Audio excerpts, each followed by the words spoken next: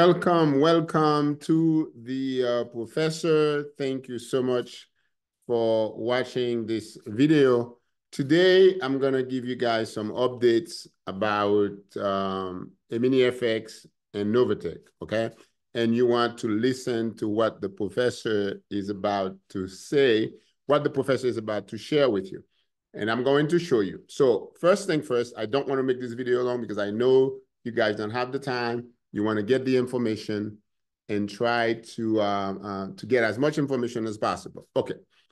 First of all, last week we had a great interview with Attorney Morris from the Morris Legal, and I want to thank Attorney Morris for his time, for giving as much information as to people. A lot of people enjoy the information. A lot of people are happy that the attorney actually spoke to us and was able to provide a lot of information. Now, if you invested on FX on Thursday, March 14, Thursday, March 14, at 6 p.m. Eastern, I'm going to have a live interview with the receiver, Mr. Castleman, David Castleman. As you will recall, he was on my show before talking about FX case. He's going to be in the show talking about FX case. And also not just FX, it's just to really talk about how to avoid this crypto Ponzi scheme that are so very prevalent online. So I have been doing a lot of research, guy. I have a lot of other schemes that I've uncovered, from Omega Pro to YAS1, YAS2. The FTC is conducting an investigation about Omega Pro, about all these different crypto Ponzi schemes. I'm going to bring this to light so that you know what and whom to stay away from, because there are a lot of bad boys and girls out there trying to scam you. Okay, so Thursday, 6 p.m. Eastern, we're going to have David Castleman with the professor to talk about the next step for FX. I know there are a lot of people out there, some 25 to 50,000 people who are waiting for the distribution of $156 million. The money's there. The time for them to basically confirm their investment has long gone since February 26th. But now we are going to the next step, and the receiver is going to be here to discuss the next step, to discuss what's going to happen and when people should really be expected to have a check and how much they're going to receive, so on and so forth. So look forward to that broadcast this Thursday, March 14 at 6 p.m. Now, let's talk about Novatech, okay? I have had the pleasure of speaking to a lot of investors, okay, hundreds of them, who have emailed me to tell me their story, how they came to invest in Novatech. And also, one of these people, one of the investors, sent me an email yesterday to inform me that there is a new website. And I'm going to show you the website so you get to see it. It's Novatech Novatech, Nova/techfx.com. Now, if you go to this website, nobody knows really who's running the website. Nobody knows whether it's Cynthia Patreon or some of his people, or it's another scheme they put together. But if you go to the website, this website, if you go to it, he would ask you for $2,000 to open a new account. Please don't do that, okay? Please don't do that. This is another scam. Do not do that, because the money that Cynthia Patreon and Eddie Patreon and Ricardo Roy and Barbara Brazil and all of these people that whose picture you've seen here, they've already stole your money. So there is no point, and there is no point on giving them more money than what they've already taken from you. So my advice is to stay away from that website. We don't know who's running the website, and we don't know who's hosting the website. So it could be that if I knew who's hosting the website, I could have asked them to take it down. I don't know who the host is. It could be privately host. We don't know if it's Cynthia Patreon, Eddie Patreon. we don't really know if it is someone associated with Novatech because that website, the domain name is very different from the initial domain name that Novatech has. So please do not put your money there. Do not give them money. Do not pay anybody to trying to recover your money. It's not going to happen. You're going to lose your money. I know there are people out there who said, oh, I'm going to hire this company to help me recover my money. No, it's not going to happen. Guys, I've told you before, and this is from experience. When you have that type of scam, when you have that level of scam, that worldwide scam, two things are going to happen. Either these people getting sued, and then we can find the asset and freeze it, or the government is going to arrest them. So once the government arrests them, then all bets are off. That's when we're talking about getting the asset, getting the money back. But anybody who come to you and promise that somehow they're going to get your money, okay, and they want you to pay them a fee so that can get your money, my advice to you is to stay away from that. You've already lost money. You don't want to lose more money. So if you come across Novatech dash nova-techfx.com, I consider this to be a fraudulent website. It's not a website that we could say for certain that is associated with Cynthia Petio. And even if the website was associated with Cynthia Pétion, we couldn't possibly in good conscience think that somehow Cynthia Pétion is going to ask you for more money in order to get access to money she's already taking, and that you are going to give her more money just so that she can give you access to your money. It doesn't make sense. It doesn't make any sense at all. If they're already taking your money, why would you have to pay more money? Why would you have to open another account? This is the way the fraud works, guy. And I've told you this time and time again. Omega Pro, for example. Omega Pro started a few years back. They went to Africa, they went to South America, they collected money from a lot of people, millions of dollars, millions. And then a year and a half later, they claim that they have a problem with their computer system, that the computer system get hacked, and they're trying to build something different. And guess what? They were doing the same thing, asking people to open a new account in order to get access to the old account. Guys, the whole thing is a scam. All these people are criminal. They all talk to each other. They all know what the exit strategy is. So for you, okay, who are listening, who think that you are very trusting, and you think that somehow because you're not going to scam someone and you think that they're not going to scam you, you got something else coming. You've got to be careful. You cannot be so trusting. And I'm telling you, my viewers, that the best thing you can do for yourself, when a company comes up, when somebody comes up and offer to do a deal, offer you opportunity to make money, you've got to ask the question. You cannot jump into it. I don't care what anybody shows you. I can come up to you and show you an account with millions of dollars that I've made in the last 3 months.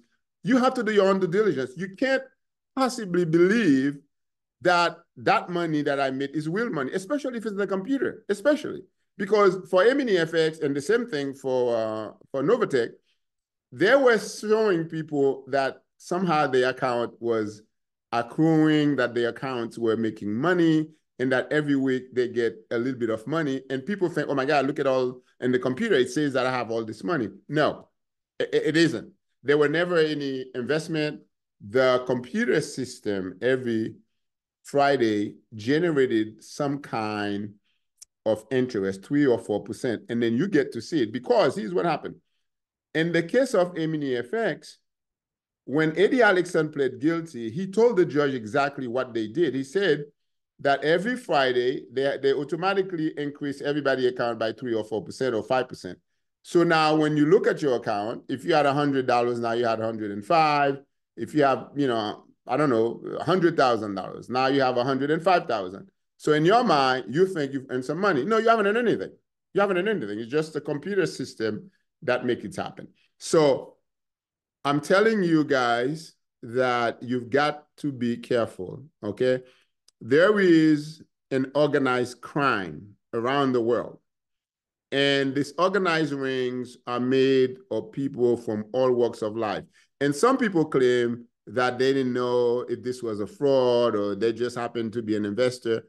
I don't believe that, especially people that have been involved before in similar companies and similar fraud and similar Ponzi scheme, for them to come around and say, oh, we don't know about it. We just, especially if these people had a line under them of 1,000, 2,000, 3,000 people, and they were telling people that this was an opportunity of a lifetime. It wasn't. They knew it was a fraud. The problem is that the people who came first, the people were going around the world holding court, holding conferences, holding Zoom call, recruiting people to participate. These people knew because they made a lot of money. And I think those are the people that the law firms are going after. And no matter what they say, they're going to have a lot of problems because they knew. And if they didn't know, they should have known. Because if somebody come to me and ask me to promote a company, don't you think I have a duty to conduct my own investigation, to see what exactly the company is doing, to find out who are in charge of the company, what is it that they're doing, how they're doing it? I have to be very, very careful and make sure I check everything before I can even come to you and say to you, hey, this is a company that I think you should invest in. This is a company that's good. They're doing things right. No, I can just tell you just because I think so. I have to have some kind of evidence to back that up. So the people who are leaders in their community, who went out, whether they're in the church, whether they're in civil society, whether there is a doctor or lawyer, anybody who commands such respect, that people more likely would listen to them than some blowjo in the street. These people have a duty to make sure that when they tell you that this is a solid investment, it is indeed a solid investment. It's not some nonsense. So if they don't know, they should have known. And if they didn't know, they should have known they didn't know, then they are responsible. So I don't want to make the video too long. I wanted to give you guys an update, and I want to keep you updated. The lawsuit, let's talk about the lawsuit for a minute. The lawsuit against Novatech, as I understand, the lawyers are now going to file what we call an amended complaint. What does it mean? It means that they're going to change the prior complaint by a different complaint. And the reason that they're doing that is because they have come across some very good information, which I can't discuss. I'm not at the liberty to discuss it. And that they're going to include that in their complaint. And apparently there are some other people who might be liable for failing to do certain things. I can't discuss it right now because the amended complaint haven't been filed. So I'm not going to go into detail. Once that amended complaint is filed, then we're going to have discussions about it.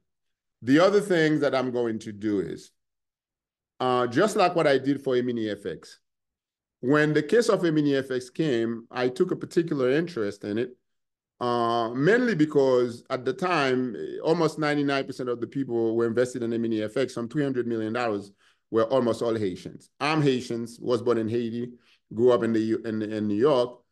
I thought that was an affront to my community. I stood up, I created the channel, I make sure that this guy, Eddie Alexson, get what he deserved, which is 9 years in prison. So we work with the community. I work with the receiver to get the word out, to help the community get the money back.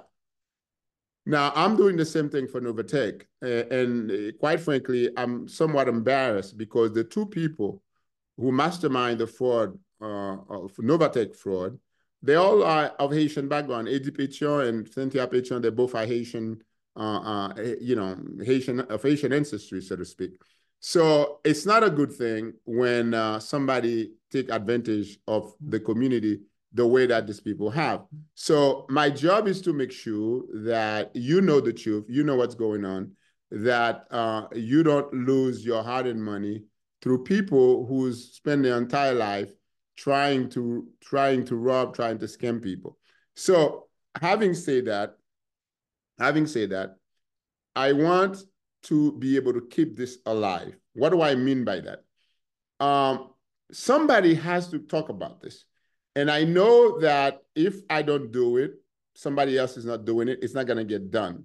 One of the things that I want to do, I want to see Cynthia and Eddie Pétion brought to justice. I want them to tell us why they did this, where they hide the money, who helped them because they couldn't do it by themselves. They had a lot of help from a lot of people, willingly or unwillingly, okay, with criminal or without criminal intent, they got help. So what I want to do is I want to have a sit down, some kind of a round table with some of the investors. If you are an investor of Novatech, you lost money, you want to be on the professor, I would like to talk to you because I think that there is a healing process when somebody can see someone who went to the same thing talking about the experience, because this could be very traumatic for people. Because I know I have talked to people who've taken their entire 401k to invest it in Novatech. I have known people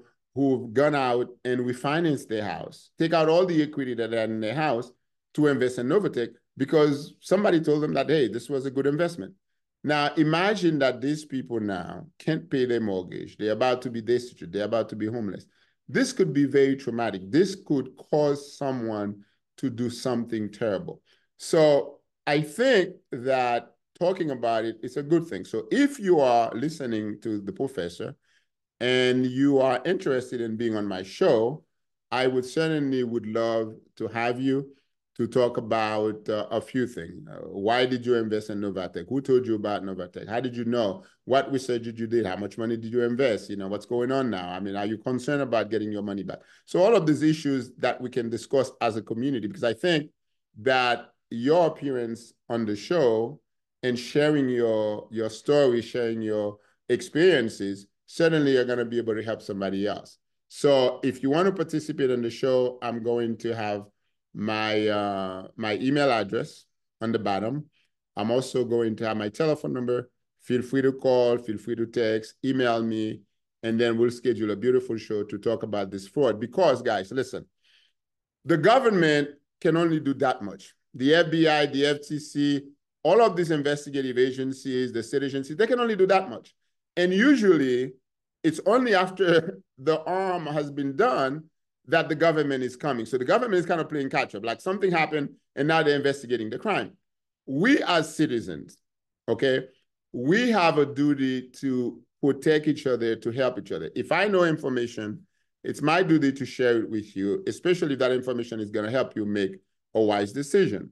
So for those of you who have been scamming, I know I've spoken to a lot of people, guys. I'm speaking to more people than I can count from different part of the world, from different part of the United States. Yesterday, I spoke to a woman from Virginia. I spoke to a woman from San Diego, California, from New York, from Wyoming, from different places. All of these people are victims. They all are victims. And I'll tell you something, guys. There is no reason to be ashamed by being a victim. The shame is not on you. The shame is on the person who scammed you. Don't be ashamed. Don't be afraid, because if you are afraid, they've won. Because when somebody scams you, they are hoping that you would be so afraid, so scared to talk about it that you're not going to talk about it. Well, you can't let them win. You have to talk about it, because you know what? You are a good person because you don't scam people. You don't commit fraud. You want to do things the right way. And I guess you assume because you do, somebody else also does, which is not the case, especially when we talk about cryptocurrency. So there are a lot of fraud guys out there. I want you to be careful. I want you to listen to my show. That's what I do. That's what this show is about. This show is dedicated to making sure that you don't become victim of crypto scam, because there are a lot of scams. There's a lot of things. The other day, I heard one of the guys who were involved in Novatech. His name is Don Dunbar, whose picture is here. He was talking about NFT. And I have done some research in NFT, and I'm going to explain to you, I'm going to have a whole show about what NFT is and why you should stay away from it unless you totally understand the risk. And there is a company out there who's promoting this contract. They call it futures contract. We can talk about it a little more. I can describe it a little more so you understand it a little more in the next video. But my advice has always been, if you don't understand it, do not invest in it. I don't care if somebody says they made millions. if you don't understand it, don't invest. Because the likelihood is, if you don't understand, you don't know what you're doing. Why would you put your money in something you don't understand? So do your research, ask the right questions, take your time, don't get pressured, don't get bullied. Because I've talked to one guy, and he told me a story how this woman was pushing him and telling him, no, you got to invest. This is the opportunity of a lifetime. You got to do it now. You got to do it now. And the guy feel pressured. He went to his bank, take his money, take it to a cash app, and send it to Novatech. Well, he didn't see that money again. He couldn't even withdraw it a few months later because they weren't allowing people to withdraw money. So, guys, this is really what this is about. And one thing I can tell you, in the world of crypto, it's like the old wild, wild west, where everything goes, nobody has any scruple, nobody has any moral clarity. They don't care. Everybody's trying to make money. Everybody's trying to get rich, but they're only trying to get rich from stealing from you. They're not going to go out there and work hard because they don't believe in working hard. They believe in scamming people. So you have to understand that, yes, people have made money in crypto. I'm not going to say people haven't. I mean, even when crypto started back in 2010, 2011, and I've heard the price of crypto go from a few $100s to thousand to like 60, $70,000 now. And this is in the last, so almost 10 years now, over 10 years now. So people made money, yes, but a lot of people have lost a lot of money. Okay, have lost a lot of money. So the likelihood that someone is going to tell you that bring me your money, I pull it all together, and then we'll buy a crypto for 60 and sell it for 70, and then we split the, we'll distribute the profit. I'm not saying it's impossible. I'm not saying that at all. I'm not saying that it's unreal. That's not what I'm saying. What I'm saying is, yes, it is real. Yes, it could happen. No, it doesn't happen that quickly, number one. It doesn't happen that easily, number two. But those platforms that came up all the time, they don't have any experience in doing that. They don't have any knowledge, any education, nothing. They just come to scam you because you know why? It is a not well-regulated area of investment. You've heard people say that, well, the FTC, the Federal Trade Commission, says that cryptos are commodities. Well, commodities like maize, corn, oil, those are all commodities. And of course, they're saying crypto is commodities. That the FTC has said. There are case law from federal court that says that they are commodities. We all agree on that for now. But just because they are commodities, that doesn't mean that if I come to you and say, give me your money, I'm going to buy crypto. Okay, crypto is commodity, so I don't necessarily need a license to buy and sell commodities. But that is if I'm doing it for myself, not if I'm doing it for you or for family members, for other people. If I'm coming to take your money, the losses have to have a license. So the first thing you have to ask yourself is, where is your license? Show me the license. Where are you licensed? Which agency regulates what you're doing? Because the likelihood of somebody running away with your money is very, very, very likely, very high, especially if they don't have a license. If there's not an organization, a federal agency, a law enforcement agency who know where these people are, what are they doing, who look at what they're doing, you're going to lose your money. And I'll tell you that there are a lot of very, very, very convincing people that I've seen talking, that I've seen trying to get money from people to invest, and they have never done anything remotely successful in their entire life. If you look at their life, just like I did a video, when I started working on Novatech, it didn't take me but a few hours to find out that Cynthia Pacher had filed for bankruptcy. She didn't pay her bill. This woman didn't have any money. And yes, this is the woman who's going to make you a million. I mean, come on. And I'm not saying that if you file for bankruptcy, you're a bad person. I mean, people do every day because of life circumstances.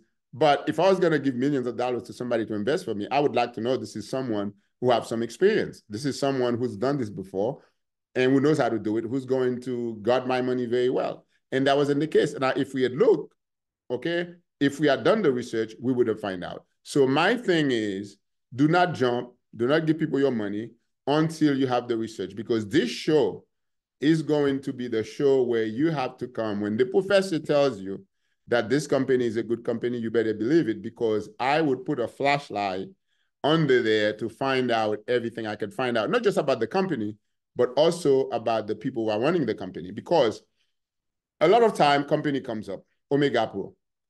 Do you know that one of the person who was running Omega Pro actually had been incarcerated for the same type of fraud? Now, if you knew that, would you give money to Omega Pro? No, you wouldn't. But you would not know that unless you do the research, unless you look, you find out. So I'm going to be doing the job for you. If you don't want to do it, it's fine.